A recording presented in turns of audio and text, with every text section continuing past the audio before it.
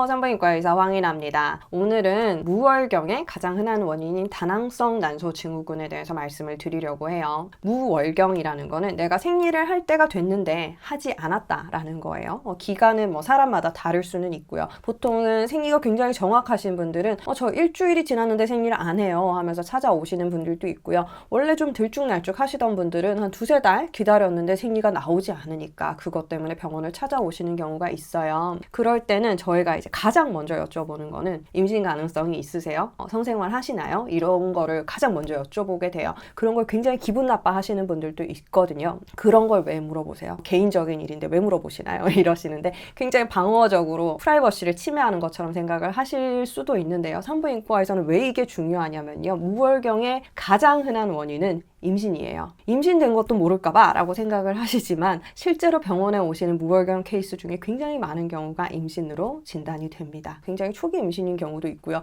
몇 달 지나서 내원을 하신 경우에는 이미 아이가 굉장히 커져 있는 경우도 있어요. 그래서 임신 가능성에 대해서 가장 먼저 생각을 해봐야 되고요. 그거 다음으로 많이 진단받는 게 다낭성 난소 증후군인데요. 이런 진단을 받으시면 굉장히 당황을 많이 하세요. 나는 생리를 몇 달 안 한 것뿐인데 좀 늦어지는 것뿐인데 난소를 보니까 낭이 여러 개가 있다고 그러고 굉장히 큰 병인 것처럼 진단을 드리니까 이거는 나을 수 있는 건가요? 약을 먹어야 되나요? 치료하면 좋아지나요? 이런 얘기를 많이 하시는데요. 다낭성 난소 증후군, 생리가 불규칙해지는 거 이런 것들이 완전히 치료되지 않고 계속 이어지는 경우들이 있어요. 그래서 굉장히 많이 답답해 하시기도 해요. 이 다낭성 난소 증후군은요. 말에서 들었다시피 난소가 안쪽에 이제 구멍이 뻥뻥 뚫린 것처럼 여러 개의 낭으로 보인다. 이런 의미로서 다낭성 난소의 모양을 가진 특징적인 초음파상에서의 난소 모양을 가지고 있고요.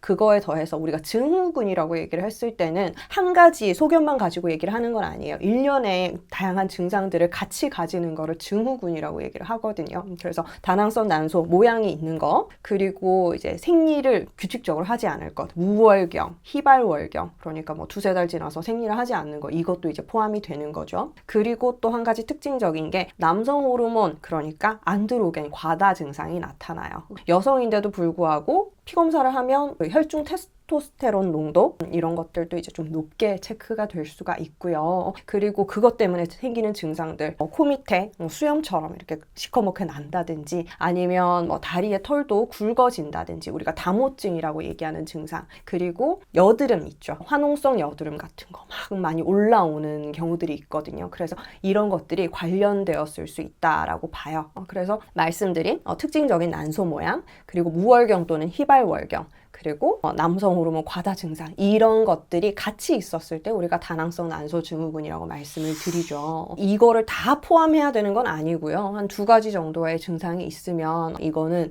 여기에 합당한 소견이겠다라고 진단을 드리는 거고요. 우리가 피검사를 해보면 이제 특징적인 그런 피검사 수치들을 파악을 할 수가 있고요. 그리고 이런 증상에 대해서 치료를 하거나 이렇게 하게 돼요. 그런데 가장 대표적인 증상은 우리가 털이 굵게 난다 이래서 병원을 찾아오시지는 않잖아요. 일반적으로는 가장 이제 산부인과에서 해결해 드려야 되는 대표적인 증상은 무월경이에요.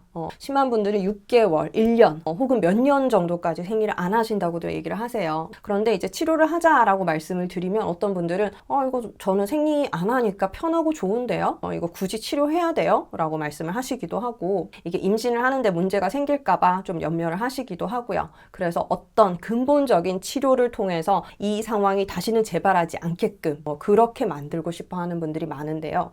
다낭성 난소 증후군은 그런 식으로 이제 뚝딱 치료를 하고 끝낼 수 있는 질환은 아니에요. 우리가 이제 만성적인 무배란이나 배란이 잘 되지 않는 상황, 아니면 뜨문뜨문하게 배란이 된다든지 이런 상황이 있는 거고요. 이런 상황을 야기하게 된 데는 여러 가지 문제들이 있을 수가 있겠죠. 유전적인 형질도 작용을 할 수가 있고 생활 환경이나 내 식습관 이런 것들도 영향을 줄 수가 있어요. 생리를 따박따박 잘 하시던 분들도 갑자기 체중이 많이 증가하거나 이런 상황이 됐을 때 생리가 굉장히 늦어지는 경우들이 있고요. 혹은 스트레스 때문에 내가 스트레스 받는 일이 많고 굉장히 피로하고 이런 컨디션이 안 좋은 상황이 생겼을 때 생리 생리가 늦어지시는 분들도 있죠. 이런 것들은 대부분 조금씩은 있으실 거예요. 내가 생리를 할 때가 됐는데 굉장히 몸이 아프고 안 좋을 때 생리가 밀리는 경험을 좀 해보셨을 거예요. 이런 스트레스 호르몬이 과도하게 증가하는 상태, 이런 것들도 생리에 영향을 줄 수는 있고요. 굉장히 내 몸이 안 좋은 상태에서는 배란을 한 달 건너뛸 수도 있는 거죠.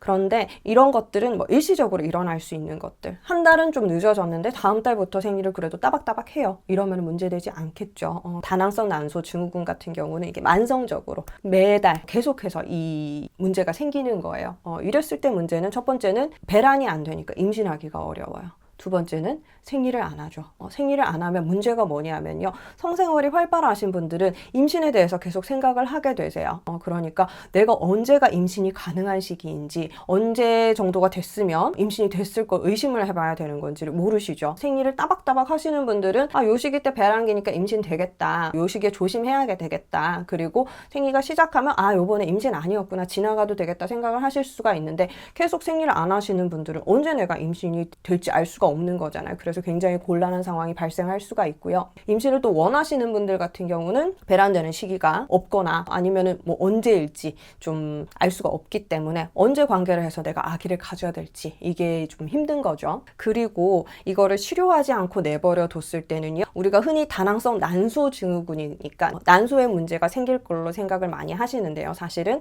자궁에 문제가 생겨요. 이런 증상이 있어서 병원 오신 분들을 보면 대부분 자궁 내막이 두꺼워져 있어요. 두꺼워져 있는 상태에서 이게 생리가 돼서 빠져나와야 되는데 그러지 않고 계속 안에 남아있는 거예요. 그러면서 여성 호르몬의 지속적인 자극을 받다 보면 젊을 때는 문제 안 돼요. 20살, 열 몇 살 이럴 때는 이게 큰 문제를 일으키진 않는데요. 이게 나중에 한참 지나서 40대, 50대 이럴 때에 자궁 내막 증식증이나 자궁 내막 암 위험성을 높인다고 얘기를 하거든요. 그렇기 때문에 이런 거를 예방하기 위해서, 자궁 내막 암의 가능성을 예방하기 위해서 우리가 생리를 규칙적으로 만들어서 이제 계속해서 증식하고 있는 내막을 한 달에 한 번씩은 떨어뜨려 줘야 된다는 거죠. 제거를 시켜주는 거예요. 그런 식의 치료를 하고 있어요. 우리가 보통 이제 외래에서 흔히 하는 치료는요. 생리가 정확하지 않은 분들은 피임약 처방을 드려요. 저용량 피임약을 드리면서 이게 어떤 작용을 해주냐면 배란을 시키지 않죠. 배란을 유도를 하고 이런 건 아니고요.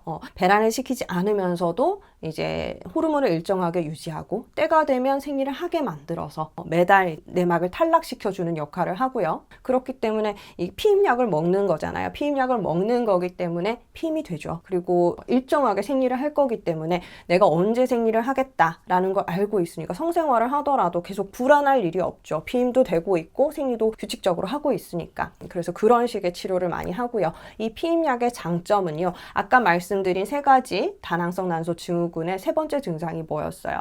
안드로겐 과다. 그래서 남성 호르몬이 과도해지면서 여드름 올라오는 거, 그리고 이제 털이 굵어지는 거, 이런 것도 피임약을 쓰잖아요. 피임약은 여성 호르몬이 함유된 약이에요. 그러다 보니까 여성 호르몬을 계속 공급을 해줘서 부족한 여성 호르몬을 채워주고 남성 호르몬이 이제 과도하게 올라가는 거를 좀 방지해줘요. 그러면서 여드름이 좀 좋아지는 거죠. 굵어졌던 털도 다시 가늘어질 수 있어요. 갑자기 많이 났다. 그러면 이후에 많이 나지 않게 좀 치료를 할 수 있거든요. 그런 식으로 이제 주로 발생하는 증상들에 대해서 치료를 하는 거예요. 그리고 이후의 위험성에 대해서 좀 대비를 하는 거고요. 다낭성 난소 증후군을 두고 봤을 때 문제가 되는 거는 첫 번째는 이제 생리 안에서 문제되는 거. 아까 임신 관련도 말씀을 드렸잖아요. 임신은 내가 임신을 하고 싶다. 그러면은 배란을 시키면 돼요. 요즘 약이 다 좋아요. 먹는 약도 있고 주사를 맞을 수도 있고 어쨌든 이런 방법으로 호르몬을 조정해서 다낭성 난소 증후군에서는 배란을 시켜줄 수 있어요. 그래서 이제 정확한 날짜를 잡아서 배란되는 시기를 잡아서 이때 관계하시면 됩니다. 병원에서 알려줘요. 그러면 그런 식으로 임신을 또 수월하게 하실 수 있어요. 그렇기 때문에 거기에 대해서 미리 많이 걱정을 하실 필요는 없고요. 우리가 지금 항상 걱정하는 거는 뭐냐면요. 지금 같은 현대 사회에서는 다낭성 난소 증후군 때문에 임신을 못할 걸 걱정을 하는 게 아니고 다낭성 난소 증후군을 계속 치료를 하고 있어요. 하고 있다가 이 사람의 결혼이 너무 늦어지는 거야. 35세, 40세 이런 식으로 이제 나이가 점점 들어감에 따라서 임신을 할 수 있는 자연적인 확률이 떨어져요. 그래서 이런 분들은 다낭성 난소 증후군보다는 임신을 원하는 연령이 늦어짐으로 인해서 생기는 임신이 될 수 없는 가능성, 난임의 가능성 이런 것들이 이제 올라가는 걸 걱정을 하는 거죠. 다낭성 난소 증후군은 생각보다 임신 굉장히 쉽게 하시고요. 우리가 별다른 치료 없이 그냥 반복적인 시도로 인해서 임신해서 오시는 분들도 많고 배란을 시켜주는 치료를 하면 임신 훨씬 수월하게 하실 수 있어요. 그리고 우리가 장기적으로 봤을 때 문제는 아까 자궁 내막암도 문제지만 당뇨나 이런 성인병이랑 관련이 된 부분이 있어요. 그래서 예전에는 우리가 다낭성 난소 증후군의 원인을 체중 증가라고 생각을 할 정도로 체중이 많이 늘어나고 이런 분들이 다낭성 난소 증후군으로 진단을 받는 경우가 많았거든요. 그래서 진단을 받으면 우리가 먼저 하는 말씀이 살을 좀 빼세요. 체중 감량을 하면 도움이 됩니다. 관리를 하세요 라고 말씀을 드렸었어요. 그런데 요즘은 봤을 때 마른 분들도 다낭성 난소 증후군이 너무 많은 거예요. 이거는 유전적인 요인도 있을 수 있고 현재는 이게 인슐린 저항성 관련해서 뭔가 이제 유전자적인 문제가 있지 않을까 생각을 하고 있어요. 그래서 이런 사람들이 나중에 이제 긴 시간을 두고 봤을 때 당뇨에 걸릴 확률이 다른 사람들보다 좀 더 높더라. 다낭성 난소 증후군은 10대, 20대 때 진단이 되거든요. 이 시점부터 꾸준하게 관리를 하는 게 좋겠다. 이런 식으로 이제 얘기를 하는 거죠. 그래서 체중이 너무 많이 늘면 안 되고 마른 분들 중에서도 물론 있지만 건강한 생활 하시고 체지방률 적절하게 유지하시고 이러면서 이제 생리가 돌아오는 경우도 많이 보거든요. 그렇기 때문에 그런 부분에 대해서는 좀 관리가 필요할 수 있겠다. 장기적으로 봤을 때 내 건강에 나쁜 영향을 미치는 요인들이 있을 수 있겠다. 알고 있는 거랑 모르고 있다가 어느 순간 당뇨라고 진단받는 거랑은 다르잖아요. 그죠?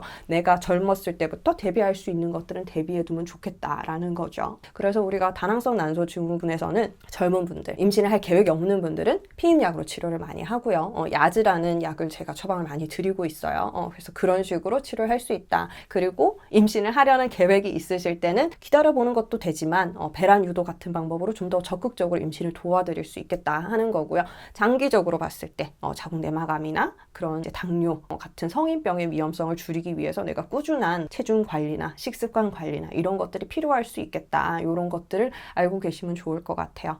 다낭성 난소 증후군이 일시적인 치료로 그냥 뚝딱 나아서 다시는 반복되지 않는 게 아니고요. 내가 컨디션이 안 좋아지거나 체중이 갑자기 늘거나 이러면 언제든지 다시 생길 수 있는 문제가 되기도 하고요. 약을 먹는 동안은 괜찮았다가 끊으면 다시 무월경이 돌아오는 이런 것들을 많이 경험을 하시면서 굉장히 좀 치료에 대해서 신뢰를 하지 못하시고 좀 좌절하시는 분들도 있어요. 이거는 굉장히 장기 치료가 돼야 되고요. 우리가 혈압이나 당뇨 좀 좋아졌다고 약 끊지 않잖아요. 그런 것처럼 장기적으로 잘 돌봐줬을 때 내 몸은 훨씬 더 관리 잘 된 상태로 조금 더 나이 들어갈 수 있겠다 하는 거를 염두에 두시면 좋을 것 같아요. 오늘은 다낭성 난소 증후군에 대해서 말씀드렸어요. 영상 도움되셨으면 좋겠네요. 좋아요와 구독도 많이 눌러주세요. 감사합니다. 다음 시간에 봬요. 바이바이.